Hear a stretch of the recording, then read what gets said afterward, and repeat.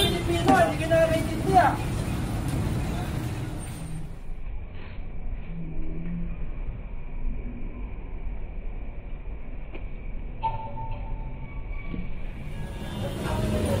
Tantok ba? Reklamo.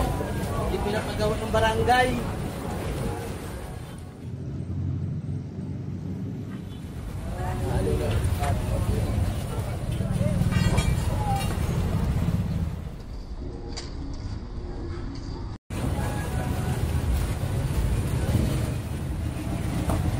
Hindi tayo mga Pilipino niyan.